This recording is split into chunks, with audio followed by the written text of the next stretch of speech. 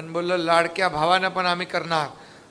देशातलं पहिलं राज्य आहे प्रशिक्षण भत्ता 6,000, 8,000, 10,000 माझ्या पोरांना युवकांना देण्याचा निर्णय आमच्या सरकारने घेतला।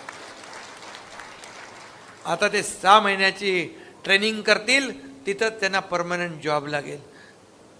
कुठल्या सरकारने केलं होतं सांगा? आतापर्यंतच्या इतिहासामध्ये नाही। महत्त्वाची योजना आपल्याला कल्पना आहे की या ठिकाणी आपल्या तरुणांना रोजगार मिळावा या दृष्टीनं त्यांची एक अप्रेंटिसशिपची योजना आपण सुरू केली आहे की जी आस्थापना त्यांना नोकरी देईल त्याला वर्षभर त्याचा पगार हा आपण राज्य सरकारच्या माध्यमातून 10,000 रुपयापर्यंतचा पगार देणार आहोत। आणि ही जी मुलं एकदा तिथे लागली त्यांनी चांगलं काम केलं तर तिथे परमनंट होतील। लोक रोजगारसाठी अप्लाय करतात त्यावेळेस प्रश्न त्याने असा विचारता की तुमचा एक्सपिरियन्स काय? आता आम्ही 6 महिन्याचे एक्सपिरियन्स ते सर्टिफिकेट पण देणार आहे, ते आमचे मानधन पण देणार आहे। आणि आमच्या सर्वांची अशी अपेक्षा आहे की 10 लाख लोकांमध्ये कमीत कमी 50% लोकांना तिथे ज्या आस्थापनामध्ये ते प्रशिक्षण घेत आहे तिथे त्यांना परमनंट रोजगार मिळेल। एक मोठी क्रांती रोजगारच्या क्षेत्रामध्ये या योजनेच्या माध्यमातून महाराष्ट्रामध्ये आता आम्ही सुरू केली आहे। ते आपले सर्वांचे सहायतातून आणि महाराष्ट्राच्या लोकांचे चांगले प्रतिसादातून आणि सर्व जे काही आस्थापना त्यांच्या सहयोगातून हा क्रांती आता सफलताच्या मार्गावर। मुख्यमंत्री युवा कार्य प्रशिक्षण योजनेअंतर्गत प्रशिक्षणार्थींना अर्थातच लाडक्या भाऊंना आहे त्याच आस्थापनांवर कायम करण्याचा दिलेला शब्द शासनानं पूर्ण करावा, अन्यथा महाराष्ट्रभरात रास्ता रोको आंदोलन करण्यात येईल असा इशारा आदर्श मल्हार बहुजन सेना ऑल इंडिया अभिलाल देवरे यांनी पत्रकार परिषदेच्या माध्यमातून शासनाला दिला।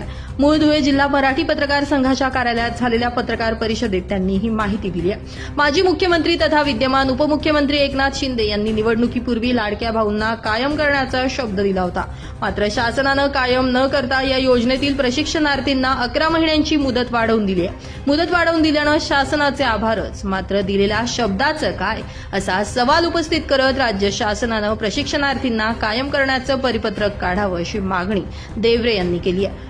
धुळे जिल्ह्यातील 3,500 तर राज्यामध्ये 1,20,000 प्रशिक्षणार्थी या योजनेच्या माध्यमातून काम करतायत। प्रशिक्षणार्थींना कायम करण्यासाठी सभागृहात अनेक आमदारांनी अनेकदा आवाज उठवलाय, त्यामुळे शासनानं तात्काळ प्रशिक्षणार्थींना कायम करावं ही मागणी करण्यात आली आहे।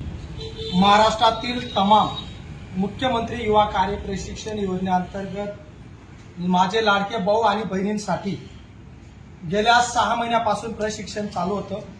प्रशिक्षणामध्ये 6+5 असं एकूण 11 महिन्याचं प्रशिक्षण मध्ये मुख्यमंत्री साहेबांनी वाढ केली अशी घोषणा दिली। आम्ही त्याचे पहिले आदर्श मल्हार बहुजन सेना ऑल इंडियाच्या माध्यमातून अभिलाल दादा देवरे आणि त्यांचे सर्व समर्थक लाडके भाऊ आणि बहिणींच्या वतीने जाहीर आभार करतो। मुख्यमंत्री साहेबांजवळ ज्यावेळेस आम्ही 6 महिन्यापासून मागणी करत होतो त्यावेळेस महाराष्ट्रातील तमाम मुख्यमंत्री योजनेतील लाडके भाऊ आणि बहिणींनी आम्हाला साथ दिली। विशेषतः सत्ताधारी आणि विरोधी पक्षाचे आमदार, खासदार, मंत्री यांनी साथ दिली।